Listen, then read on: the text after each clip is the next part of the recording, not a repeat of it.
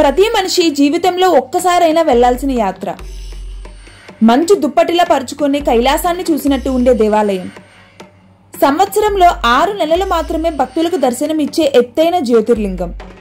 ప్రకృతి విపత్తులు, ప్రకృతి అందాల మధ్య ఎండ, వర్షం, చలితో పాటు వాటర్ ఫాల్స్, మౌంటైన్స్, ట్రెక్కింగ్ అన్ని అనుభూతులు ఒకేసారి కలిగే అందమైన యాత్ర.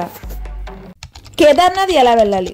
కేదార్నాథ్ టెంపుల్ వరకు ట్రెక్కింగ్ చేసుకుంటూ వెళ్దాం అనుకున్నా, గుర్రాల మీద వెళ్దాం అనుకున్నా సోన్ప్రయాగ్ నుంచే స్టార్ట్ అవ్వాలి. మేము ఎర్లీ మార్నింగ్ 4కి సోన్ప్రయాగ్లో నడుచుకుంటూ స్టార్ట్ అయ్యాం.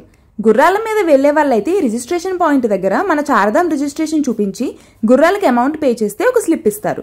కొండపైకి మనల్ని తీసుకెళ్లే వరకు ఈ స్లిప్స్ మన దగ్గర జాగ్రత్తగా ఉంచుకోవాలి. కొండపైకి తీసుకెళ్లిన తర్వాత మాత్రమే ఆ స్లిప్స్ వాళ్ళకి ఇవ్వాలి. ఈ లైన్ అంతా రిజిస్ట్రేషన్కి అయితే ఇటువైపు లైన్ అంతా గౌరీకుండ వరకు రీచ్ అవ్వడానికి జీప్ కోసం లైన్. రష్గా ఉంటే పరిస్థితి ఇంత దారుణంగా ఉంటుంది. జీప్ పాయింట్ వరకు రీచ్ అయ్యేటప్పటికి మాకు మార్నింగ్ 6 అయింది. కొండపైకి ఎలా వెళ్ళాలి? కొండపైకి వెళ్ళడానికి one of the option trekking. Total trekking 24 kilometres ఉంటుంది.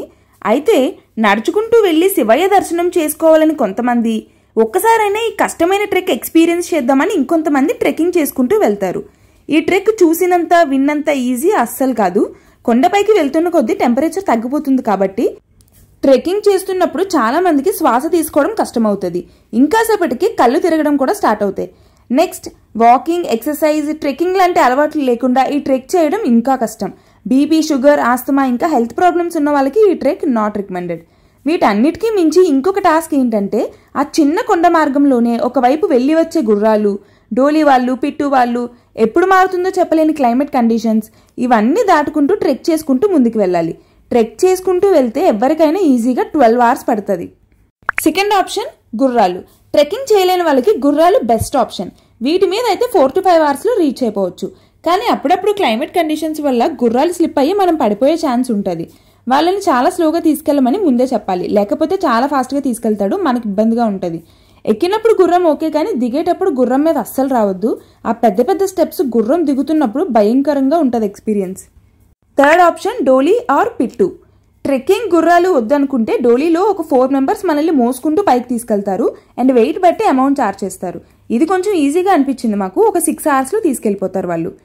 నెక్స్ట్ పిట్టు అయితే ఒక మనిషి మోసుకుంటూ తీసుకెళ్తారు. ఇది కూడా సేమ్, వెయిట్ బట్టి అమౌంట్ చార్జ్ చేస్తారు. అన్నిటికన్నా ది బెస్ట్ ఆప్షన్ హెలికాప్టర్. మీకు ముందు నుంచే చార్ధామ్ ప్లాన్ చేసుకుంటే IRCTC వెబ్సైట్లో బుక్ చేసుకొని వెళ్ళడం బెస్ట్. స్పర్శ దర్శనం టైమింగ్స్ ఏంటి? మీరు ఒకవేళ మార్నింగే కొండపైకి రీచ్ అయిపోతే మార్నింగ్ నుంచి మధ్యాహ్నం 12 వరకు ఫ్రీ లైన్లో స్పర్శ దర్శనం ఉంటుంది.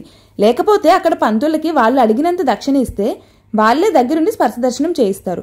నైట్ 10 వరకు మాత్రమే ఫ్రీ లైన్ దర్శనం ఉంటుంది, తర్వాత VIP దర్శనం.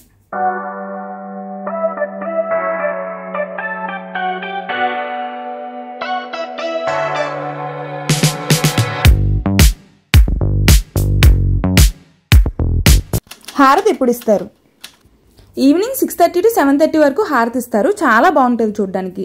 చుట్టూ ఉన్న మంచు కొండల మధ్యలో ఆ టెంపుల్ మాకు ఒక కైలాసంలా అనిపించింది చూడడానికి. ఈవినింగ్ మీరు ఒకవేళ అక్కడే ఉంటే హారతి మాత్రం అస్సలు మిస్ అవ్వద్దు. Accommodation and food.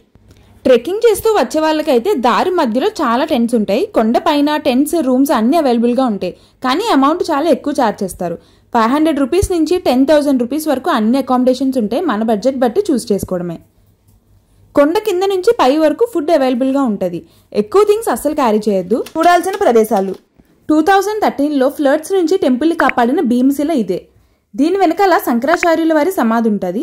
టెంపుల్ నుంచి ఇంకొంచెం దూరంలో కాలభైరవ టెంపుల్ కూడా ఉంటుంది. అక్కడికి పిట్టూసార్ డోలీలో వెళ్ళొచ్చు. మహాభారత యుద్ధంలో పాండవులను తమ బంధువులను చంపిన పాపం నుండి విముక్తి పొందడానికి పాండవులు శివుణ్ణి ప్రార్థిస్తారు. శివుడు వారిని క్షమించడానికి నిరాకరిస్తారు. శివుణ్ణి వెతుక్కుంటూ వెళ్లిన పాండవులకి కేదార్నాథ్లో ఎద్దు రూపంలో తిరుగుతున్న శివుణ్ణి భీముడు గుర్తిస్తారు. వాళ్ళకి కనిపించకుండా శివుడు భూమిలోకి వెళ్లిపోతుండగా భీముడు అతన్ని పట్టుకోవడానికి ప్రయత్నిస్తాడు. శివుడు 5 భాగాలుగా విడిపోయి కేదార్నాథ్లో మూపురం రూపంలో ఉంటారు.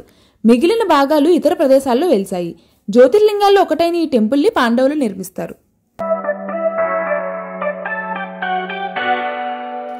గౌరీకుండ వరకు ఎలా చేరుకోవాలి? సోన్ప్రయాగ్ నుంచి గౌరీకుండ వరకు జీప్స్ అవైలబుల్గా ఉంటే పర్ హెడ్ 50 రూపీస్ తీసుకుంటారు. గౌరీకుండ రీచ్ అయిన తర్వాత అక్కడ స్వయంగా ఫామ్ అయిన వేడి నీళ్ల కుండం ఉంటుంది. పార్వతీదేవి శివుణ్ణి పెళ్లి చేసుకోవడం కోసం ఈ గౌరీకుండ దగ్గరే తపస్సు చేసింది. ఇక్కడ స్నానం చేసి కొండ ఎక్కడం స్టార్ట్ చేస్తారు చాలా మంది. ట్రెక్కింగ్ చేసే వాళ్ళకి, గుర్రాలు డోలీ మీద వెళ్లే వాళ్ళకి కూడా ఇదే స్టార్టింగ్ పాయింట్. మాకు టైం లేదు కాబట్టి రివర్స్లో వచ్చినప్పుడు గౌరీకుండలో స్నానం చేశాం. గౌరీకుండ నుంచి రిటర్న్ రూమ్కి వెళ్తున్నప్పుడు సోన్ప్రయాగ్ దగ్గర త్రియుగి నారాయణ టెంపుల్ ఉంటుంది. అక్కడే శివపార్వతులకి కళ్యాణం జరిగింది. టైం ఉంటే ఆ టెంపుల్ కూడా విజిట్ చేయండి.